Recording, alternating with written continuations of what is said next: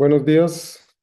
Estamos de nuevo en el ciclo de conferencias La democracia en Centroamérica, crisis y perspectivas. Esta es una actividad organizada por la sección de Filosofía y Pensamiento de la Escuela de Estudios Generales de la Universidad de Costa Rica, y también el proyecto donde está inscrito esta actividad, que es el de Congreso de Humanismos. También participan en la actividad la Asociación Costarricense de Filosofía, la Asociación Centroamericana de Filosofía y la Red Iberoamericana de Filosofía. La conferencia de hoy es impartida por este, Alberto Ruiz Méndez, y el título de la conferencia es Las palabras pueden dividir a la gente, polarización afectiva como catalizador de las crisis contemporáneas de la democracia. Alberto Ruiz Méndez es doctor en filosofía, profesor e investigador en el Centro de Investigación de la Comunicación Aplicada de la Facultad de Comunicación de la Universidad de Anáhuac, México.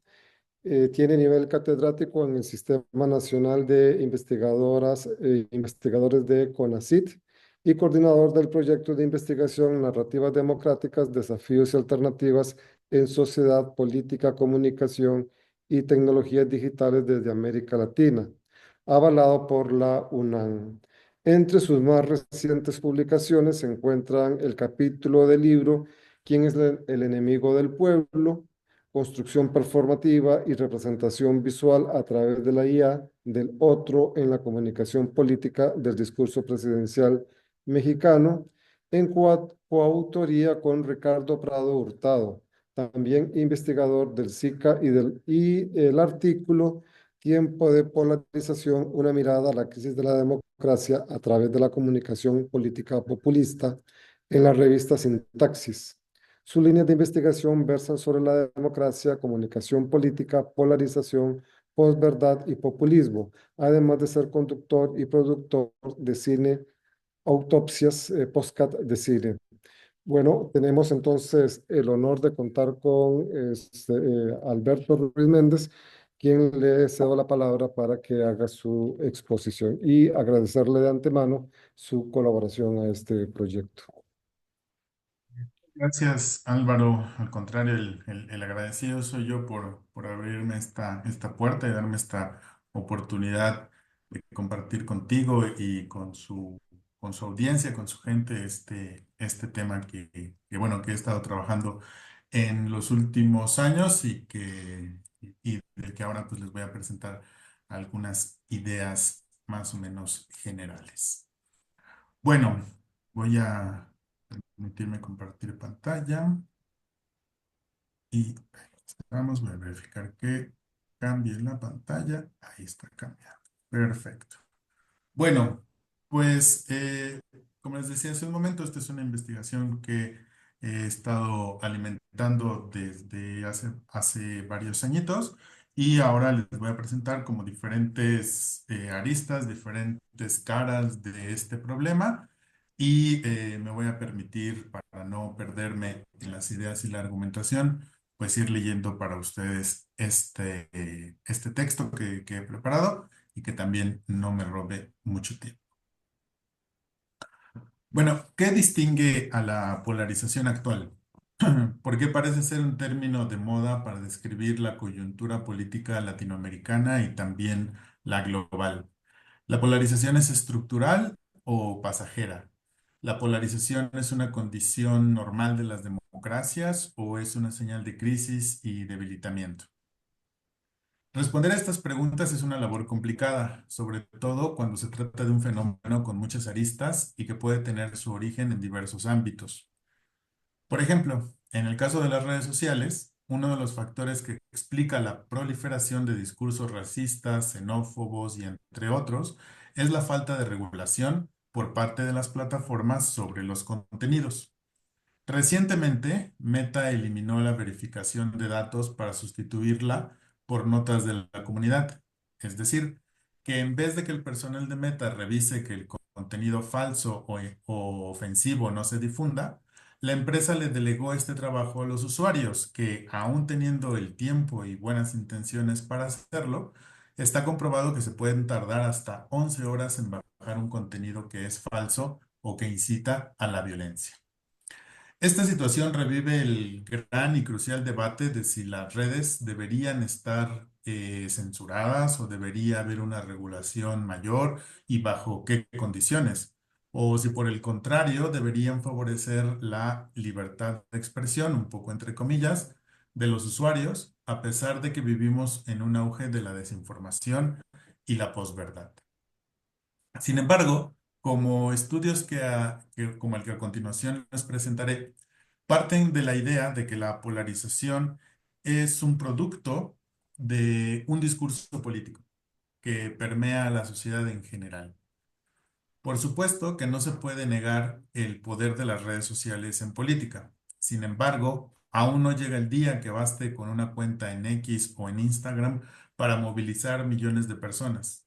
Esto sí lo sigue haciendo casi exclusivamente el discurso político, y en particular el de los presidentes, quienes, apoyados por la amplificación de medios tradicionales y digitales, siguen ejerciendo una influencia poderosa en la configuración del ideario social de las personas.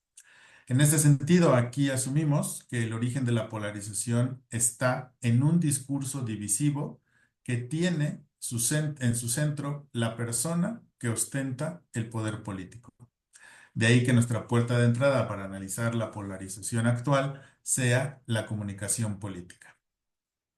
Por comunicación política entenderé el proceso de hacer público las acciones del gobierno en turno y la ideología que la sustentan, y que deriven en una toma de decisiones vinculantes para todos. Por ejemplo, cuando el gobierno comunica a través de una conferencia, de un post en redes sociales, de un comunicado de prensa, etcétera, que con el propósito de defender la soberanía nacional y la identidad de su pueblo, va, digamos, por poner un ejemplo, a nacionalizar la banca, este es un ejercicio de comunicación política, pues cubre ambas dimensiones: la ideología que dirige las decisiones sobre lo público y las acciones que se toman derivadas de aquella ideología. En este sentido, la idea central que quiero compartir con ustedes es que en las democracias, sobre todo en las democracias latinoamericanas contemporáneas, la polarización es producto de una determinada forma de comunicación política cuyo principal emisor son los estados. Veamos un par de ejemplos que son familiares para todos, ¿no?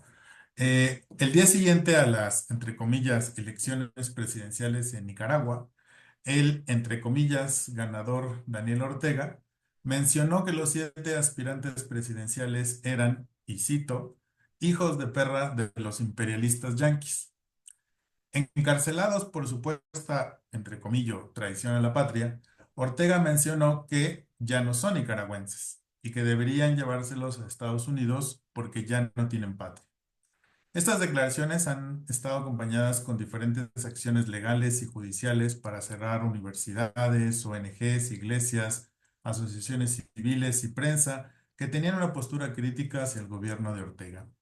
En consecuencia, es bien sabido que en dicho país ha habido una oleada de migración voluntaria y forzada de periodistas, por ejemplo, debido a su persecución. Como vemos, en este caso, existe un discurso que divide a la sociedad nicaragüense entre quienes apoyan al gobierno y quienes no. Es decir, para el gobierno, traidores a la patria. Otro caso emblemático, por supuesto, es el de Venezuela. Desde la llegada de Hugo Chávez al poder y ahora con la presidencia de Nicolás Maduro, ambos se han caracterizado por la utilización de adjetivos calificativos despectivos e hirientes hacia sus opositores, tanto dentro como fuera de Venezuela.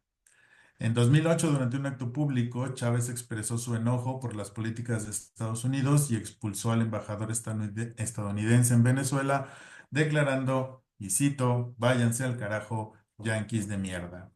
Fin de la cita. A lo largo de sus gobiernos, Tanto Chávez como Maduro han utilizado la misma estrategia de descrédito moral y político para con sus adversarios, acompañada de acciones judiciales de dudosa justificación para limitar su derecho de participación en la vida pública de aquel país. Este tipo de discurso puede encontrarse en diversos políticos alrededor del mundo. Por ejemplo, estará Víctor Orbán en Turquía, Modri en la India, en su momento Evo Morales en Bolivia y, por supuesto, Donald Trump en la actualidad. Pero con especial énfasis, los casos latinoamericanos muestran con claridad el núcleo performativo de la polarización actual. La polarización actual se distingue por dividir a la población en dos grupos antagónicos a partir de sus identidades morales. Este núcleo es el que se le conoce como polarización afectiva. El politólogo italiano Giovanni Sartori escribió que la polarización política puede entenderse como la distancia ideológica entre candidatos, partidos y votantes. Es decir, se trata de un aspecto más de la dinámica democrática e incluso, argumenta, ayuda a las personas a distinguir entre posiciones políticas. Sin duda, esta descripción era pertinente cuando la polarización estaba basada en ideologías políticas, izquierda, derecha, conservador, liberal o incluso expresada a través de la clase social. Sin embargo, hoy en día podemos decir que la polarización se ha desplazado de lo político a lo cultural o identitario. Sin que las diferencias políticas se hayan perdido, la actual polarización está gestando clivajes anclados en las identidades étnicas, religiosas, culturales e incluso nacionalistas. Actualmente vemos este tipo de polarización, por ejemplo, en las redes sociales. En ellas proliferan publicaciones que destacan cualidades negativas del otro y propician reacciones divisivas en las personas. ¿Te identificas con nosotros o con ellos? Pues esta división social se basa en un componente moral que, como escribiera Jennifer McCoy, una de las principales teóricas de la polarización en la actualidad, este componente moral es difícil de superar, porque los mecanismos psicológicos asociados impiden la comunicación y apertura a nueva información y la voluntad de negociar es casi nula. Estos mecanismos se ven reforzados en una época de creciente desinformación en las redes sociales. Hasta ahí la cita de McCoy. En este contexto, podemos decir que la polarización política deja de ser parte de la pluralidad democrática cuando se entrelazan tres elementos. En primer lugar, cuando los actores políticos rechazan participar bajo las reglas del juego democrático. En segundo lugar, cuando la pluralidad se va alineando hacia dos tendencias que convierten a la política en una zona de conflicto y no de diálogo.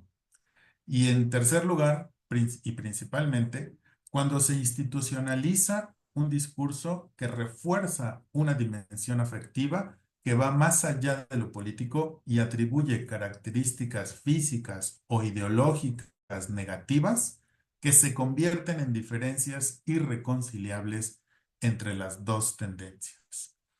Veamos un ejemplo, sobre todo de este último punto.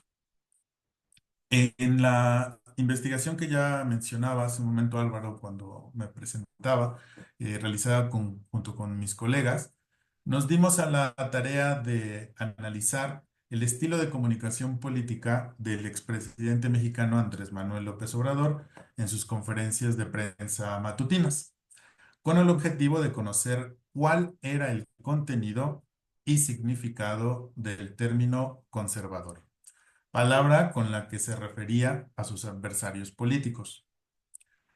Por supuesto, pues les invitamos a consultar la publicación que ahora están ustedes viendo, pero pues de la que les contaré algunos de los resultados que expusimos ahí. Bueno, eh, de la mano de la teoría de Ernesto Laclau sobre el populismo y del enfoque performativo centrado en el discurso populista, quiero desarrollamos una metodología cualitativa basada en estos dos marcos teóricos, la teoría del populismo de Ernesto Laclau y el enfoque performativo del populismo, eh, y para analizar el discurso populista. Con estas dos herramientas metodológicas voy a introducir una distinción analítica que nos va a permitir analizar el discurso presidencial de López Obrador y determinar cuál es el contenido del concepto conservador. Entonces, voy a lo de la clavo, perdón, porque se me eliminó el archivo, pero ya lo recuperé. Entonces vamos a ver. Para Ernesto Laclau, el populismo puede entenderse como una lógica política que funda un sujeto político global a través de la construcción de fronteras internas y la identificación de un otro institucionalizado. De ahí que escriba Laclau. Siempre que tenemos esa combinación de momentos estructurales, las fronteras internas y el otro institucionalizado, cualquiera que sean los contenidos ideológicos o sociales del movimiento político en cuestión, tenemos populismo de una clase u otra. Este populismo se distingue por la creación de una frontera social que se expresa como inclusión-exclusión.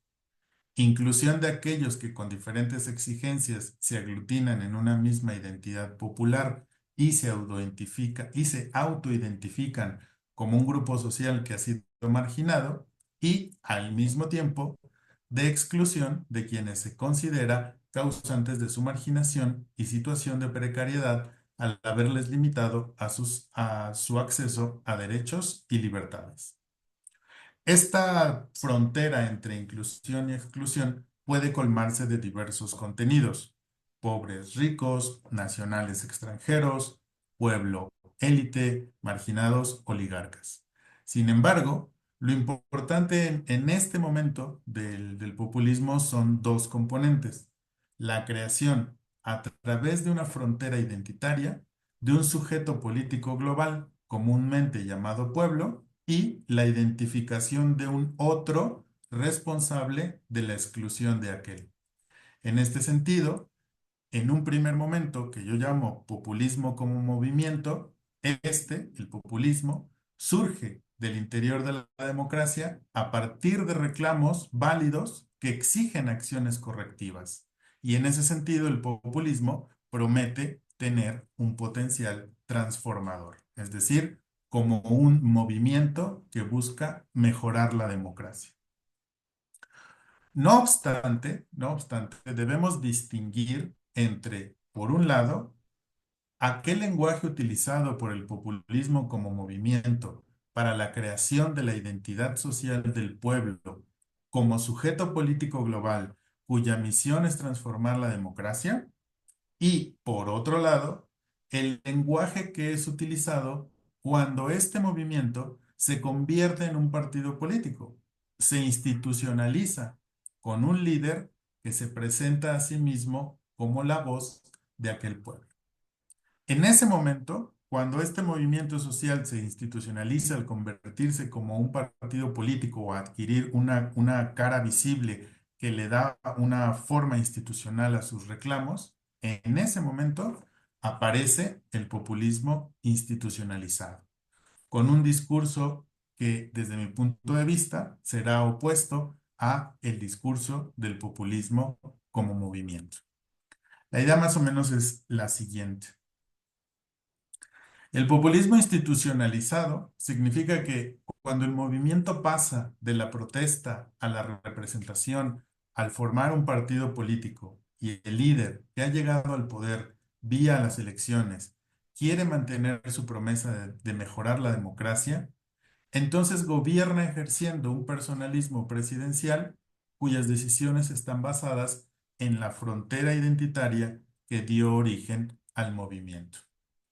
En el populismo como movimiento, la frontera identitaria, es el vehículo a partir del cual se aglutinan los demandantes en un solo cuerpo colectivo llamado pueblo. Sin embargo, cuando en el populismo institucionalizado, el líder convierte esa frontera identitaria, esa distinción entre buenos y malos, entre pobres y ricos, en un criterio para tomar decisiones que tiene el potencial de fragmentar a la sociedad democrática entre, por un lado, el pueblo al que dice representar y, por otro lado, un enemigo de aquel pueblo que quiere impedir la consolidación de su proyecto. El populismo institucionalizado, entonces, gobierna a partir de crear discursivamente un antagonismo moral entre un pueblo explotado y un enemigo explotador. Centrarnos en la dimensión discursiva es lo que aquí he llamado el enfoque performativo, y este se muestra adecuado para el análisis entre polarización y crisis de la democracia, pues va a concebir el enfoque performativo al discurso populista como un hacer, es decir, como la creación de ideas que asignan un lugar y una función a los actores políticos dentro de la sociedad. A partir de este enfoque, podemos delinear las características generales de lo que llamo comunicación política populista. En el contexto de incertidumbre y de posverdad y de comunicación personalizada y de ejercicio del poder presidencial a partir de la persona y no a partir del ejercicio de las leyes, ¿no? El gobernante populista sabe que tiene que competir con otros canales de comunicación y actores políticos por el control del mensaje en su narrativa e interpretación. Para ejercer el control sobre estos elementos, el populismo institucionalizado gobierna a través de un líder carismático con un fuerte centralismo político en la toma de decisiones que son comunicadas a través de canales oficiales del gobierno a partir de un escenario específico: conferencias, redes sociodigitales, mítines, entre otros. En tanto que el líder populista entiende la sociedad democrática a partir de la división entre un pueblo que ha sido excluido y un otro culpable de esa exclusión, la gobernanza es ejercida a través de esa frontera identitaria, comunicada a través de un relato de enfrentamiento que polariza a la sociedad y que le permite mostrarse como el único capaz de resolver estas injusticias. A través de la comunicación política populista, el líder populista se encarga de fijar una comprensión dicotómica de la sociedad y de entablar en esa comprensión dicotómica una confrontación casi apocalíptica entre buenos y malos, pobres y ricos, pueblo y élite. El discurso político de López Obrador, entonces, con todo este antecedente, puede ser catalogado como populista en tanto que plantea una división social entre pueblo y élite a partir de su propia comprensión del pueblo bueno y, como él los llamó, los conservadores, respectivamente. Sus diarias conferencias matutinas fueron la principal plataforma para comunicar e imponer esta visión de la sociedad durante todo su periodo presidencial. Por ello es importante conocer el contenido y significado del término conservador. Para ello, analizamos a través del software Atlas TI las versiones estenográficas de 1117 conferencias matutinas en el periodo que va del 3 de diciembre del 2018 al 10 de julio del 2023.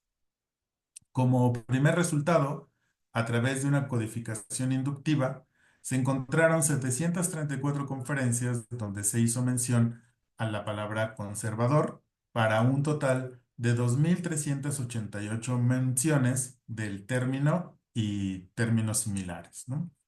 Al procesar aquellos datos con el software mencionado, se encontraron las siguientes ocurrencias, es decir, se encontraron las relaciones significativas entre el término conservador y otros términos adyacentes. Entonces, la tabla nos muestra que de las 349 veces que aparece el término conservador, este establece una relación de co-ocurrencia con el término política, que aparece 110 veces. Esto significa que ser conservador es una postura política, lo cual nos sorprende en tanto que ya sabemos que el discurso político tiene entre una de sus funciones crear distinciones como amigos y enemigos y comunicarlo. Lo interesante son los adjetivos adyacentes, pues estos le confieren sus características al conservador: corrupto, hipócrita, autoritario, opuesto al cambio, clasista, racista y adversario. Esta relación de sinonimia entre el conservador y aquellos adjetivos se muestra a partir de la categoría de densidad que nos ofrece el Atlas TI. Por esta se entiende la multiplicidad de relaciones que tiene un término. En el caso del discurso obradorista, como lo podemos ver en esta red semántica, el término conservador tiene una densidad de 8, es decir, con cada uno de los adjetivos mencionados, mientras que cada adjetivo tiene una densidad de 1, es decir, se relaciona solo con el término conservador. Quizá no estoy siendo todo lo claro que debería al comentar estas tablas, pero esto es un poquito más sencillo de lo que puede parecer. Lo que quiere decir esto es que cada vez que él menciona la palabra conservadores, aparecen estos 8 adjetivos. Y, y estos 8 adjetivos no aparecen solos. Cada vez que aparecen, aparecen cuando aparece la palabra conservadores. Entonces, relación de sinonimia, ¿no? Porque conservadores solo tiene asociados en todas las conferencias de López Obrador 8 conceptos. Y cada vez que aparecen esos 8 conceptos, por separado o juntos, solo están asociados a un concepto que es el de conservador. Ese es lo que significa la D, que autoritarios tiene densidad 1 con conservador. Y conservador tiene densidad 8, es decir, con estos 8 conceptos, ¿no? O sea, básicamente esto es un poco lo que significa, ¿no? Que si aparece la palabra conservadores, van a aparecer estos 8 conceptos. Y si aparecen alguno de estos 8 conceptos, siempre va a aparecer adyacente la palabra conservadores. Entonces, esto permite interpretar al conservador como un significante performativo, es decir, una palabra que implica una acción. Mentiroso, ladrón, discriminador, ¿no?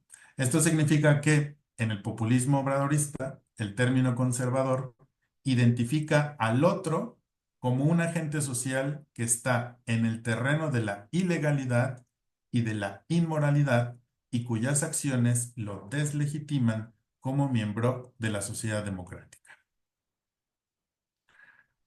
La principal estrategia de la comunicación política populista, entonces, consiste en dominar el discurso político imponiendo una narrativa que no se analiza en sus aristas, sino que se expresa en forma dicotómica. Lo que dice el líder es verdad, lo que dicen los demás es mentira. Esta comunicación busca debilitar los espacios para la expresión de las diferencias al filtrarlas a partir de una distinción radical entre nosotros y ellos. Esta estrategia de comunicación política populista se desarrolla a través de un proceso de mediación comunicativa que aprovecha la arquitectura de los medios tradicionales y digitales para llenar el espacio público con un discurso maniqueo en el que se califica al otro como un enemigo sin legitimidad moral o política para dialogar o participar en la toma de decisiones sobre asuntos de la vida colectiva. Un ejemplo de ello fue la comunicación política del expresidente López Obrador. El análisis del término conservador muestra que los contenidos del discurso se enuncian como un hacer que, expresados a través de sus conferencias, buscaba impedir el ejercicio de las garantías necesarias para el reconocimiento y el uso de derechos políticos de quienes consideraba sus adversarios. En consecuencia, su discurso está cargado de una performatividad que, por un lado, no promueve la progresividad en los derechos y, con relación al término conservador, constantemente hay una descalificación moral que deslegitima sus críticas y reclamos, imponiendo un significante performativo que lo sitúa en la ilegalidad y la inmoralidad. A partir de estos dos elementos, el populismo de López Obrador ejerció una comunicación que genera una polarización afectiva, es decir, un discurso vertical descendente que construye un otro antagónico cargado de una significativa dimensión afectiva. Esta polarización afectiva entonces genera en las personas una reacción divisiva. O estás conmigo o estás, como en el caso que analizamos, con los conservadores, que son corruptos, hipócritas, autoritarios, opuestos al cambio, racistas y clasistas.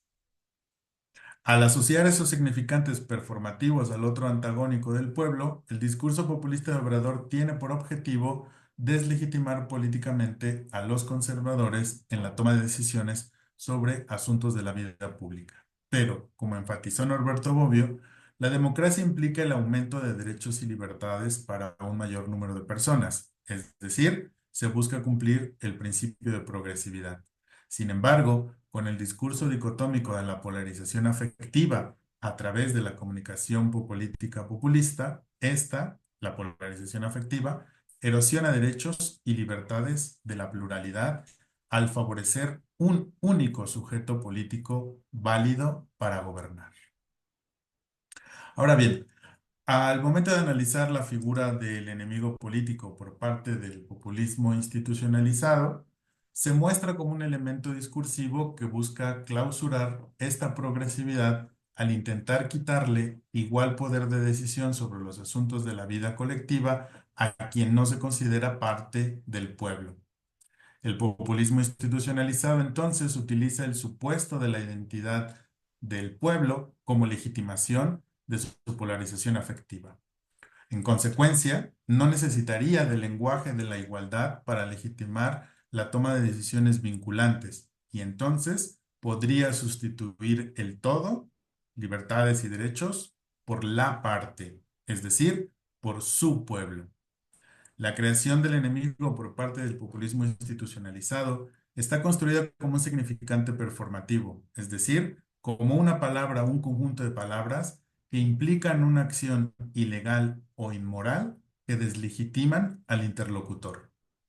Con base en este significante, entonces, se crea una fractura en la sociedad democrática y se trata de clausurar el margen y cerrar la competencia al plantear a un pueblo como la única totalidad legítima para la toma de decisiones. Así las cosas, para dar respuesta a la pregunta que da título a esta conferencia, considero que sí, que las palabras pueden dividir a las personas y que esto es una de las dimensiones más peligrosas de la actual erosión democrática, porque no nos divide por nuestra preferencia por una u otra ideología o nuestra opinión de si un político es más corrupto que otro. En la polarización afectiva, las divisiones son por nuestro lugar de trabajo, por la colonia en la que vivimos, por el carro que manejamos, por los periódicos que leemos, por las noticias que escuchamos. Es decir, lo que se crea es, a su vez, una polarización afectiva horizontal, que nos debilita como sociedad, pues nos separa como personas. No es casual que en 2024 el barómetro de confianza social de la empresa Edelman reportara que casi la mitad de sus encuestados desconfía de los ciudadanos de su país y de la gente de su comodidad, de su comunidad. El análisis semántico, y ya con esto termino, del discurso populista del presidente mexicano ha arrojado una nueva luz sobre el populismo, pues nos ha mostrado que sus credenciales democráticas están ligadas a la construcción de la otredad. Hemos dedicado mucho tiempo en analizar, en discutir, en tratar de determinar quién es o qué es el pueblo en el populismo. Pero al analizar su concepción del otro, nos damos cuenta que, y esto ya desde mi punto de vista, que ahí es donde en verdad están sus credenciales democráticas. Puede ser que la fuerza del populismo esté en eso, en el proceso de conformación del pueblo, pero ello no debe implicar la exclusión política del otro a través de la polarización afectiva. Muchas gracias.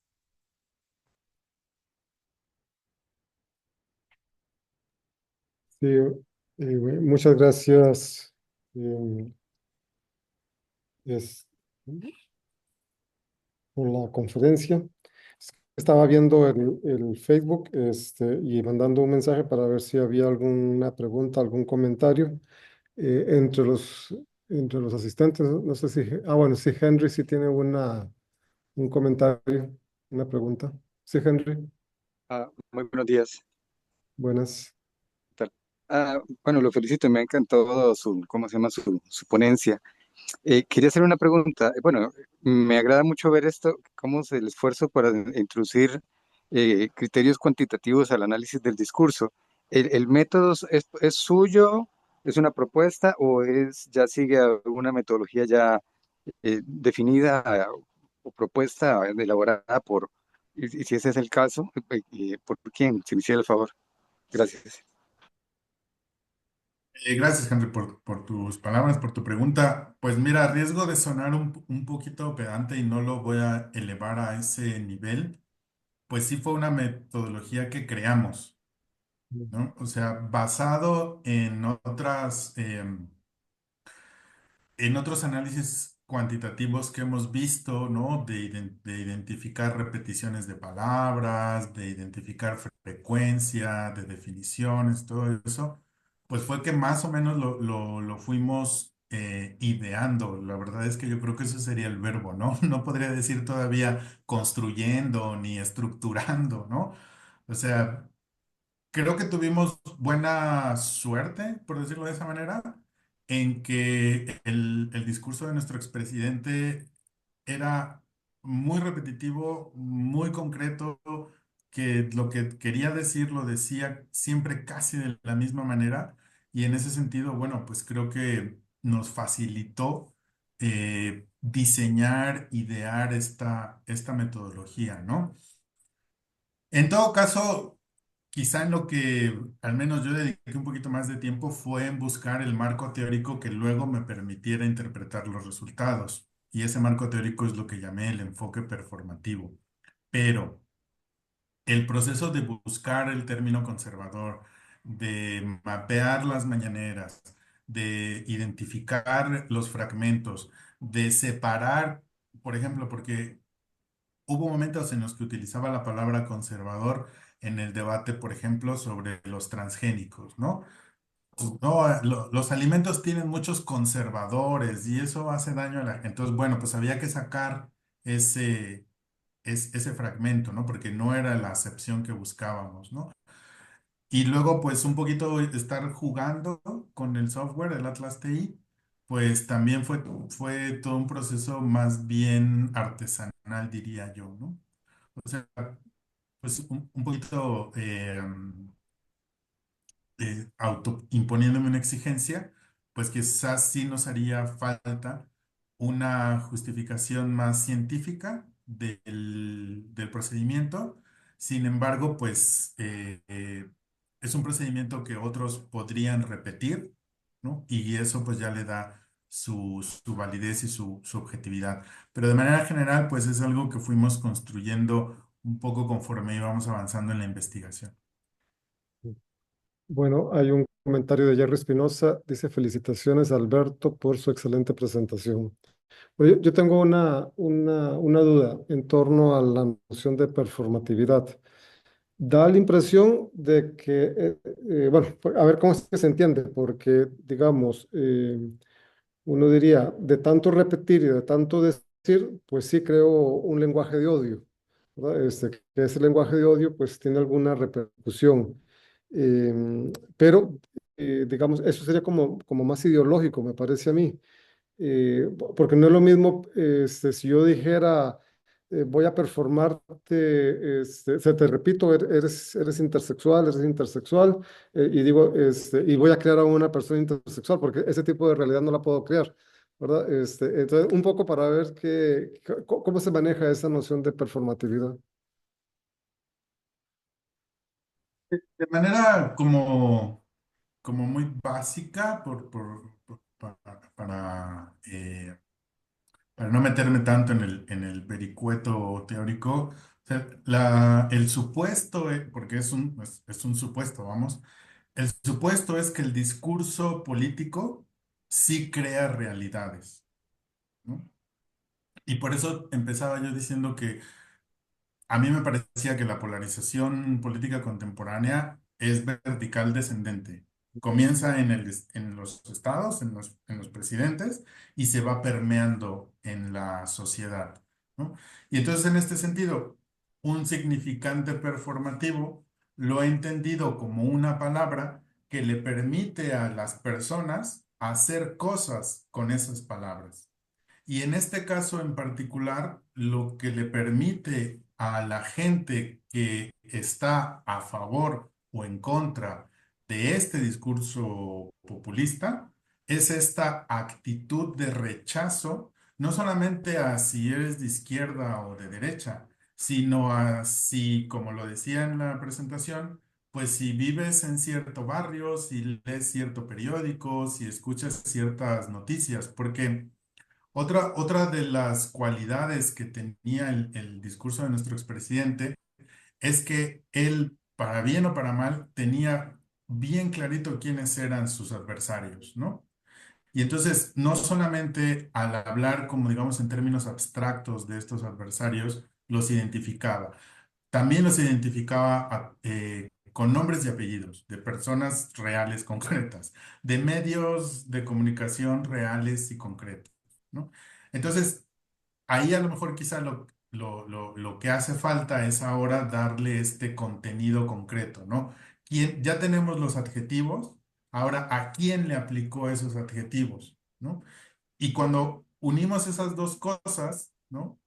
Podemos ver cómo en la sociedad se genera este rechazo que, apoyándome en la bibliografía que hay, pues es un rechazo afectivo, ¿no? Porque está basado en tus características ideológicas, en tus características económicas, en tus características, incluso, y esto fue una cosa que bueno, pues que causó un gran revuelo, movimientos de protesta, de lucha tradicionales como el de las feministas, ¿no? Que han estado pugnando por ya demasiados años por este sistema patriarcal que nos gobierna y que invisibiliza la violencia hacia las mujeres, incluso fue denostado por el mismo presidente, ¿no? Cuando aparentemente podría haber sido parte de su propio reclamo.